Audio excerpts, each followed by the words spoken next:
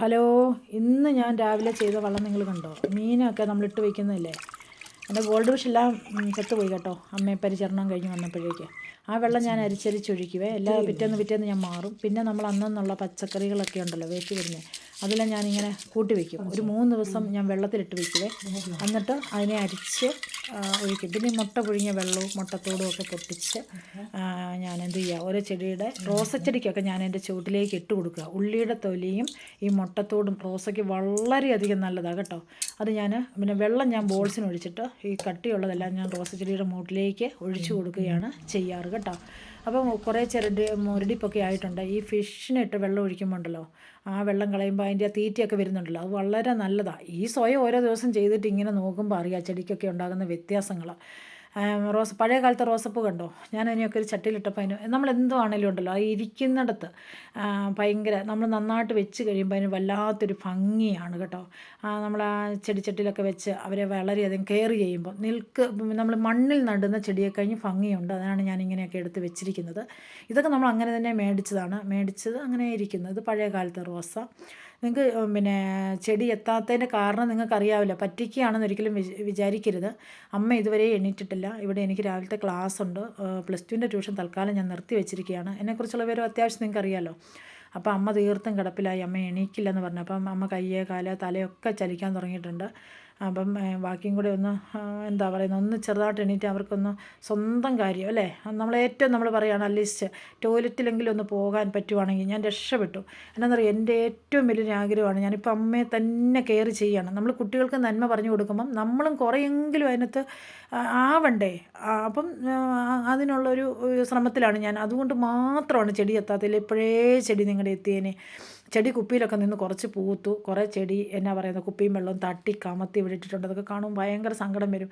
അപ്പോഴത്തേനും വേരുണങ്ങിയില്ല, ഞാൻ വീണ്ടും കുപ്പിയിലോട്ട് നിറച്ച് വയ്ക്കും. ഇതിനകത്ത് ആരോ കമൻറ്റ് ഇട്ടിട്ടുണ്ട് കേട്ടോ, കുപ്പിയിലിട്ട് എൻ്റെ വേര് പിടിച്ചെന്ന്. ഭയങ്കര സന്തോഷമായി.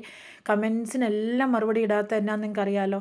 ഞാൻ ഓടി വരുമ്പം കമൻ്റ് എല്ലാം വായിച്ചിട്ട് ഞാനിങ്ങനെ നിങ്ങൾക്കെല്ലാം ഞാൻ ലൈക്ക് ചെയ്യുന്നുണ്ട്. ചിലപ്പോൾ 1ഉം 2ഉം ഒക്കെ ആവും. നമ്മളങ്ങനെ അങ്ങോട്ട് ശ്രദ്ധിക്കാനൊന്നും നേരം കിട്ടുന്നില്ല. പക്ഷേ എപ്പോഴും നിങ്ങളെൻ്റെ മനസ്സിലുണ്ട്.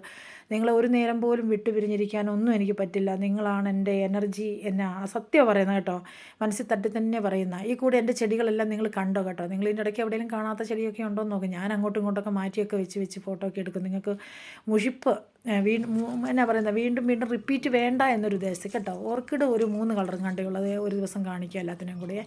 അപ്പം തല വരും. ഈ ബോൾസം കണ്ടോ, വെള്ള ബോൾസം കണ്ടായിരുന്നോ നിങ്ങൾ? ആ വെള്ള ബോൾസം എന്നാന്നറിയാം, 2 ഐറ്റം ഉണ്ട്.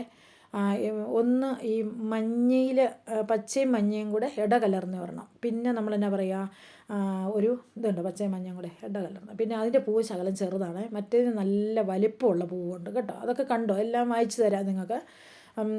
പിന്നെ എന്താ പറയുക, ഇങ്ങനെയൊക്കെയുള്ള ഇത് ഈ തിരക്കിനിടയിൽ കൂടെ ഈ ചെടി പരിപാലനം ഒരു സൈഡിൽ കൂടി ഇങ്ങനെ അന്നത്തെ മുട്ടയുടെ വെള്ളം, മുട്ട എടുത്തത്, ഉള്ളിത്തൊലി എല്ലാം ഞാൻ ഇട്ടുകൊണ്ടിരിക്കുന്നു.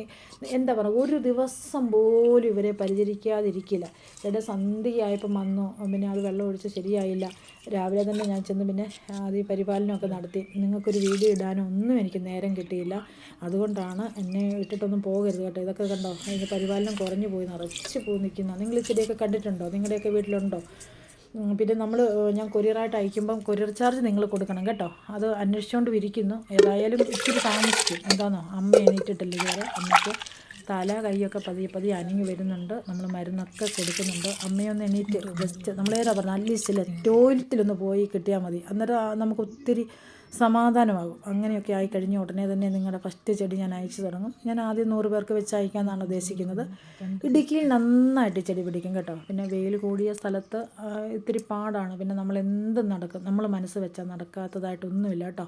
പിന്നെ നിങ്ങളും വീട്ടിൻ്റെ ഈ നല്ല ഓരോ ബൗളൊക്കെ മേടിച്ചിട്ട് മീനെയൊക്കെ വളർത്തുവാണെങ്കിൽ വളരെ നല്ലതാണ്. വീട്ടിൽ നല്ല ഹെൽത്തി ഒരു ഊർജ്ജം ഉണ്ടാകും.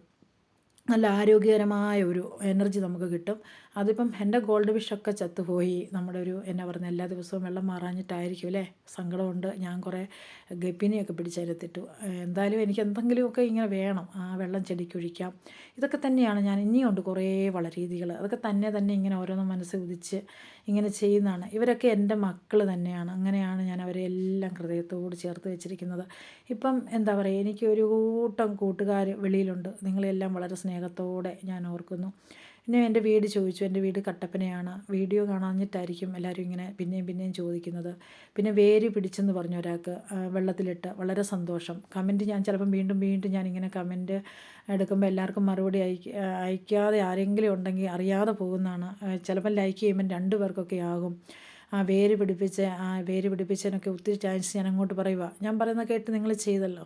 പിന്നെ നിങ്ങൾ ആ ഉപ്പുമാവൊക്കെ ഒന്ന് ഉണ്ടാക്കി നോക്കുക കേട്ടോ. വളരെയധികം ടേസ്റ്റാണ് കേട്ടോ. പിന്നെ ഓരോ ദിവസവും നിങ്ങൾ ചെടി നന്നായിട്ട് പരിപാലിക്കുക. നിങ്ങൾക്ക് എൻ്റെ വീഡിയോ ഇഷ്ടപ്പെടുന്നുണ്ടോ നിങ്ങൾ നോക്കുക. നിങ്ങളുടെ വീട്ടിലുള്ള ചെടികൾ ഇപ്പം നിങ്ങൾ സംരക്ഷിച്ച് വയ്ക്കുക. അയക്കാനുള്ള ചെടികളെല്ലാം ഉടനെ തന്നെ ഏറ്റവും അടുത്ത ദിവസം തന്നെ എത്തിക്കാനാണ് ശ്രമം. പിന്നെ ഇപ്പം വെയിലാണെന്നും കൂടി നിങ്ങൾ ഓർക്കണം. ഇത്തിരി മഴയൊക്കെ ആയിക്കഴിഞ്ഞാൽ ആ ചെടിയെല്ലാം നല്ല ഭംഗിയോടെ പിടിക്കും.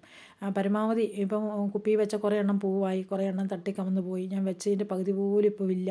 എങ്കിലും നിങ്ങൾ ആരും വിഷമിക്കേണ്ട. ഞാനിത് എത്തിച്ചിരിക്കും കേട്ടോ. ആവശ്യക്കാർക്ക് മനസ്സറിഞ്ഞ് ആർക്കൊക്കെയാണ് വേണ്ടെന്നോ ഉള്ളതെന്ന് വെച്ചാൽ അത് അവർക്കെല്ലാം ഈ ചെടി എത്തും. പിന്നെ ഇടുക്കിയിലൊക്കെയാണ് ഇത് ഏറ്റവും കൂടുതൽ പിടിക്കാനായിട്ടുള്ള ചാൻസ് ഉള്ളത്. എൻ്റെ അമ്മയ്ക്ക് സുഖമാകാനായിട്ട് നിങ്ങൾ പ്രാർത്ഥിക്കണം. അമ്മ ഏറ്റ് നടന്നിരുന്നെങ്കിൽ ഇപ്പോൾ എല്ലാവരുടെയും വീട്ടിൽ ചെടി പൂത്തേനെ കേട്ടോ.